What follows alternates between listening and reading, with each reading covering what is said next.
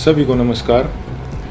जैसा कि आप सब लोग जानते हैं कि हम पिछले कई महीनों से संघर्ष कर रहे हैं। रेसलिंग फेडरेशन ऑफ इंडिया के प्रेसिडेंट बृजभूषण सिंह, उसने भारतीय महिला पहलवानों का यौन शोषण किया है और भी काफ़ी सारे जो है घोटाले फेडरेशन के माध्यम से उसने किए हैं। पिछले कई दिनों से हम देख रहे हैं कि समाज में हमारे खिलाफ एक अलग से नैरेटिव बनाया जा रहा है, कुछ अफवाहें फैलाई जा रही हैं और साथ में मीडिया भी कई तरह की खबरें जो है दिखा रहा है। तो हमारा आज ये वीडियो बनाने का एक ही पर्पज़ है कि हम जो अपनी सच्चाई, जो असली सच्चाई है वो आप लोगों तक पहुंचा सकें। आज हम इस आंदोलन की शुरुआत से लेकर अभी तक पूरी की पूरी सच्चाई आपके सामने डिटेल के साथ रखेंगे। आज जो हमारे ऊपर कई तरह के जो आरोप भी लगे हैं, आज हम उनका भी जवाब जो है प्रूफ के साथ देंगे। सबसे पहला जो आरोप हमारे ऊपर लगा था वो लगा था कि हमारा ये जो आंदोलन है वो राजनीति से प्रेरित है। कांग्रेस लीडर दीपेंद्र हुड्डा ने हमारे को इस आंदोलन के लिए उकसाया है। आप सबको पता है कि सबसे पहले जो हम प्रोटेस्ट पे आए थे जंतर मंतर पे, वो जनवरी में आए थे और उस प्रोटेस्ट की जो परमिशन है वो बीजेपी के ही 2 लीडर्स ने ली थी। उसका प्रूफ है हमारे पास।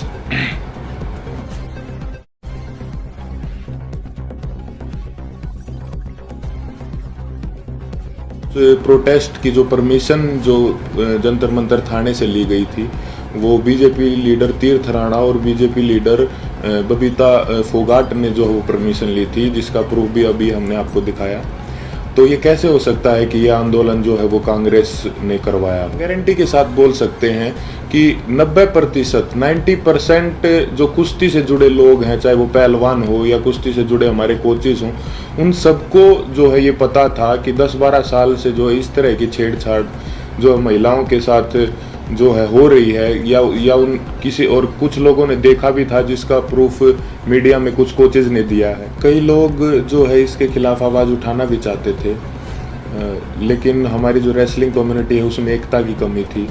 अगर किसी ने जो सिंगल अगर ये आवाज़ उठाने का फैसला भी किया तो वो बात जो है रेसलिंग जो है फेडरेशन के प्रेसिडेंट तक पहुंच जाती थी और उस आदमी के कैरियर में दिक्कत आना स्टार्ट हो जाती थी। लगातार और बार बार हमने सभी को बताया है कि जो हमारी लड़ाई वो सरकार के खिलाफ नहीं है, हमारी लड़ाई जो है रेसलिंग फेडरेशन के प्रेसिडेंट के खिलाफ है, क्योंकि जो भी शोषण उसने किया है, जो भी रेसलिंग के लिए गलत किया है वो उसने फेडरेशन के पद पर बने रहते हुए किया है। और हमारी लड़ाई सरकार से वैसे भी नहीं हो सकती, क्योंकि जो मैंने अभी आपको पीछे बताया कि जो है बृजभूषण भी जो है वो रूलिंग पार्टी से ही सांसद है और जो जिन्होंने प्रोटेस्ट की परमिशन ली वो भी जो है बीजेपी के ही लीडर हैं। तो इससे तो ये साफ होता है कि भाई हमारी लड़ाई सरकार के साथ नहीं थी। और हमारे ऊपर दूसरा आरोप ये भी था कि हम इतने टाइम तक चुप क्यों थे। तो इसके कई कारण हैं। सबसे पहले तो एकता की बहुत कमी थी, एक साथ कभी हम हो ही नहीं पाए। और इसका दूसरा कारण तो आप समझ ही सकते हैं कि माइनर जो लड़की जिसने 161 के बयान दिए, फिर 164 के, उसके कई दिन बाद जो है उसने अपने बयान बदले, क्योंकि उसके परिवार को डराया गया, धमकाया गया। तो सिंगल आवाज़ उठा भी कैसे सकते थे। कुश्ती में आने वाले सभी खिलाड़ी बहुत ही गरीब परिवार से होते हैं, उनमें हिम्मत नहीं होती वो इतनी बड़ी व्यवस्था और इतने पावरफुल आदमी के खिलाफ आवाज़ उठा सके। और वो सब आप लोगों ने महसूस भी कर लिया होगा कि इंडिया के टॉप रेसलर्स ने मिलकर आवाज़ उठाई और उसके बावजूद भी उन्हें किन किन हालातों से गुजरना पड़ा। 28 तारीख को महिला पहलवानों के साथ जो व्यवहार हुआ वो पूरे देश ने देखा है। कैसे उनको ज़बरदस्ती घसीटा गया और कैसे जो उनको ज़बरदस्ती अरेस्ट किया गया, जबकि हमने कोई भी जो है कानून नहीं तोड़ा था, ना ही किसी संविधान का उल्लंघन किया था। फिर भी हमारे ऊपर जो है इतना ज़ोर ज़बरदस्ती का और इतना बर्बर व्यवहार जो है किया गया पुलिस प्रशासन द्वारा। हम आप सबको ये क्लियर कर देना चाहते हैं कि जो 28 मई की जो महिला सम्मान महापंचायत की जो कॉल थी वो हमने नहीं दी थी, वो हमारे खाप चौधरियों ने दी थी महम में पंचायत के बाद।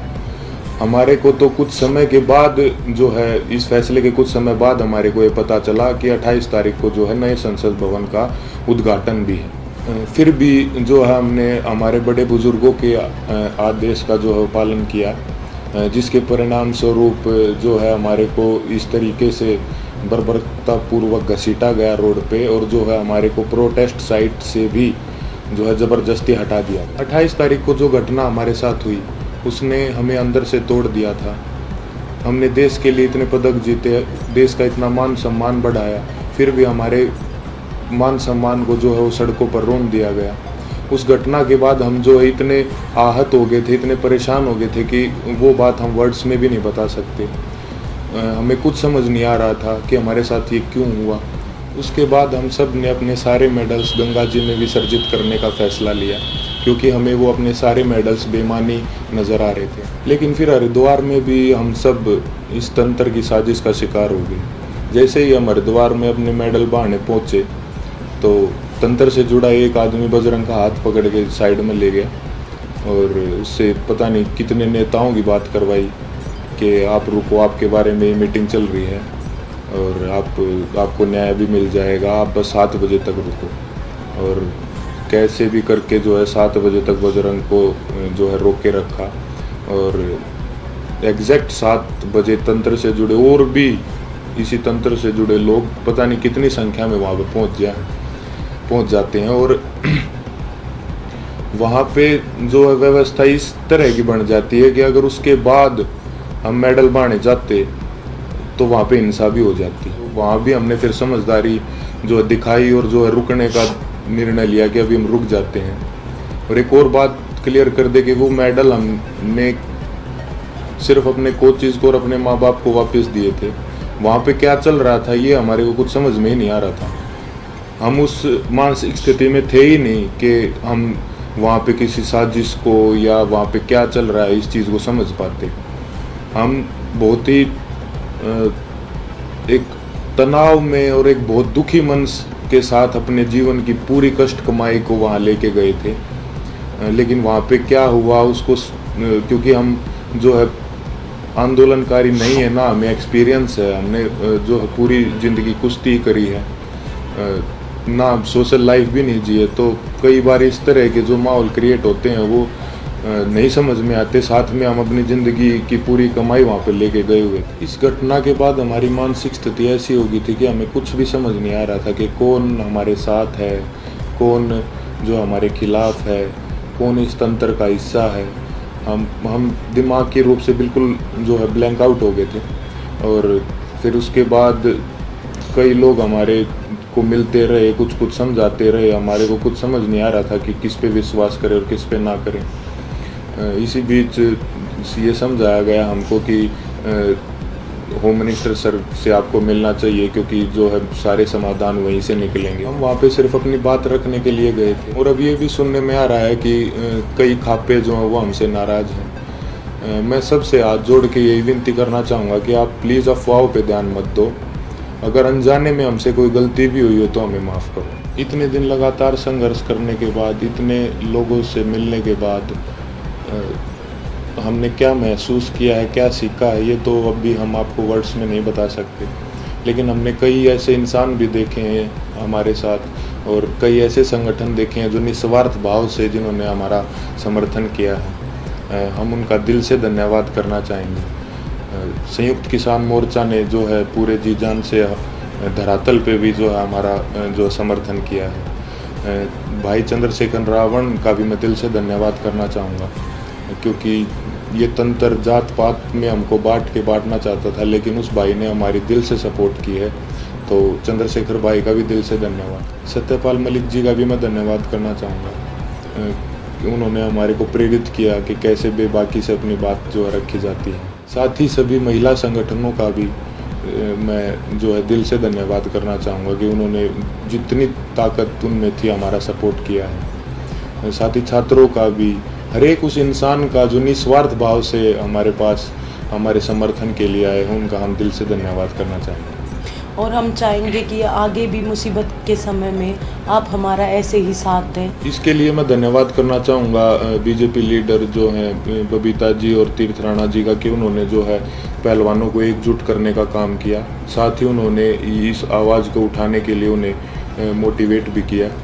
उसके बाद इन्होंने ही सरकार के साथ जो है मीडिएटर बन के जो पहलवानों को एक कमेटी का नाम दे के जो है आश्वासन दिलवाया सरकार से, यही उसके बीच में जो है मीडिएटर थे। हालांकि वो बस एक आश्वासन ही निकला, क्योंकि उसके बाद जो है उस कमेटी का कोई रिजल्ट नहीं निकला और रेसलिंग फेडरेशन ने अपना काम वापस से वैसे ही सुचारू रूप से जारी रखा, जिसकी वजह से फिर हमें 3 महीने के बाद वेट करके जब हमें न्याय नहीं मिला तो हमें दोबारा जो है वो जंतर मंतर पर आना पड़ा। हम अपने माध्यम से सभी देशवासियों को ये संदेश भी देना चाहते हैं कि कभी भी किसी के साथ भी अगर कोई अन्याय होता है तो हमें जो है हमेशा ही एकजुट होने की जो ज़रूरत रहती है और होना चाहिए हमें एकजुट, क्योंकि हमने इतने इस दौर में यही महसूस किया कि कहीं ना कहीं तंत्र हमारी एकता की कमी है, जो हम बटे हुए हैं उसका ही ये फ़ायदा उठाता है। किसी के साथ भी अन्याय हो तो आप प्लीज़ एक साथ आइए। अन्याय के खिलाफ निस्वार्थ और सच्चे मन से अगर हम कभी भी एकजुट होकर अन्याय के खिलाफ आवाज़ उठाते हैं तो आत्मा को बहुत संतुष्टि मिलती है। धन्यवाद।